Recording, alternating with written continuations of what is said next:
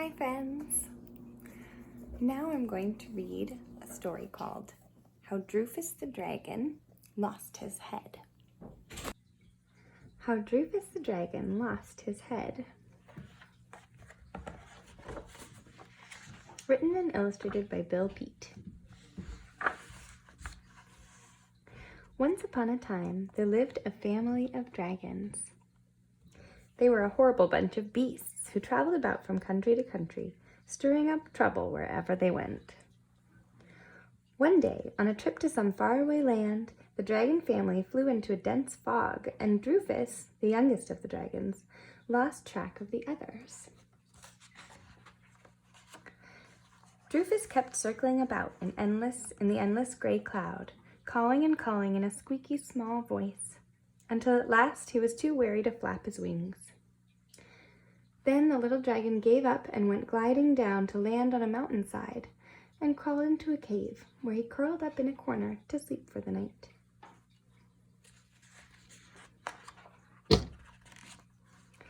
Droofus awoke the next morning feeling very lonely and ever so hungry. So he left his cave to find something for breakfast. Droofus was just 4 years old, and at that age, dragons feed on small things like grasshoppers and beetles. As he was searching the tall grass near the cave, he came across a grasshopper struggling helplessly in a spider web. The spider was all set to pounce, when suddenly Droofus snatched the grasshopper out of the web. For a long while, Droofus held the grasshopper by one leg, wondering what to do. How could he eat someone just after saving his life? It didn't seem right. So he finally set the grasshopper free. After that, Droofus gave up eating grasshoppers and beetles and all other things that hopped or crept or crawled. As much as he disliked it, the young dragon took to eating grass. "It tastes awful," he said after one mouthful, "but I'll just have to get used to it." And sure enough, the more grass he ate, the better he liked it. Pretty soon, Droofus found the grass so tasty he was stuffing it down by the fistful.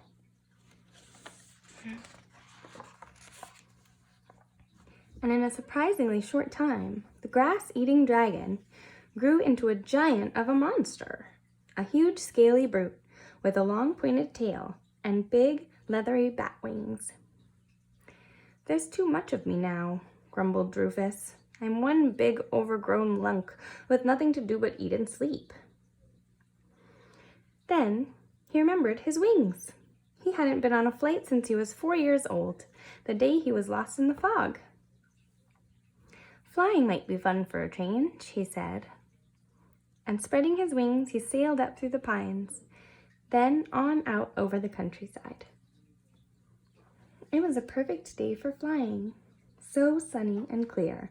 He could make out every haystack that dotted the fields far below. He could see the cows in the meadow, ducks in a pond, and a cart traveling along a yellow ribbon of a road past the farmhouses. Farther on, there were more roads and more houses, great clusters of houses with the castle towering above the rooftops. It was the castle of the king, and the king was out on a balcony to enjoy the beautiful morning. "Great gadzootkins!" he cried when he caught sight of Droofus. "A dragon! A whopper of a dragon!" And the king watched in amazement until the dragon had sailed away to disappear in the forest high on the mountainside. "What a marvelous thing it would be," he said, "to have that giant dragon's head on the wall of the great hall." And the king offered a reward of 100 golden quadruples for the dragon's head, which was a lot of money in those days. That same afternoon, every brave knight in the kingdom rode up the mountainside in search of the giant dragon. Droofus was resting against a tree when the clumpity-clump of horses' hoofs and the clankety-clank of armor reached his ears. The dragon's hideout would have remained a mystery if a lamb hadn't gone astray one evening. The lamb had wandered into the pine forest on the mountainside and before long a farm boy came looking for her. Lighting the way with a lantern, the boy followed the lamb's trail. Small bits of wool had caught onto the brambles here and there. When he came to a cave, he raised his lantern to peer inside. At first, there seemed to be nothing in the cave but rabbits. Then, farther back in the dark, he spied a small white blob. It was the lamb curled up beside a scaly, pointed dragon's tail. And looming up to the roof of the cave was the rest of the dragon, sound asleep and snoring. "Here, Flossie, come on, Flossie," the boy called softly, careful not to awaken the dragon. The lamb finally raised her head, then hopped to her feet and came trotting out of the cave, and the boy and the lamb went scampering away through the forest. Halfway down the mountain, they met the boy's father, and he was very angry. "How many times must I warn you," he growled, "to stay out of the woods after dark?" "But I had to find Flossie," said the boy, "and you never guess where. She was sleeping in a cave with a dragon." Dragon?" stammered his father. Are you sure?" "A giant of a dragon," said the boy. "Why, son, did you know there's a reward for his head? 100 gold quadruples. The king's knights have been searching the mountain for months. If you lead the knights to his cave, I'm sure you will get at least part of the reward." "I can't do that," said the boy. "If he wouldn't hurt my lamb, then he must be a good dragon. So I'll never tell anyone where he lives." With nothing to worry about and so little to do, life was getting dull for Droofus, and he decided a change of scenery might help. One day, he said goodbye to his cave and took off on a trip to most anywhere. However, he picked the very worst day for flying, and before he knew it, Droofus was caught in a storm. He wheeled around to head back for his cave, but too late.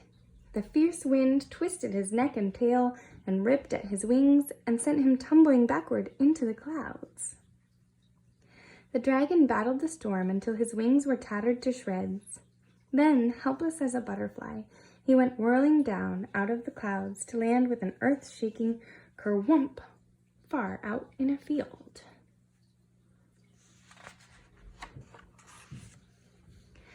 Droofus was so badly battered and bruised he couldn't move. He was one big hurt, from the point on his tail to the spikes on his nose. And he lay there sprawled out in the field while the storm went thundering away over the mountains. Then he heard someone shouting, "It's the dragon, the big dragon! I saw him fall!" And pretty soon, a small boy came running across the field, followed by a man and a woman. It was the same boy who had found his lamb in the dragon's cave.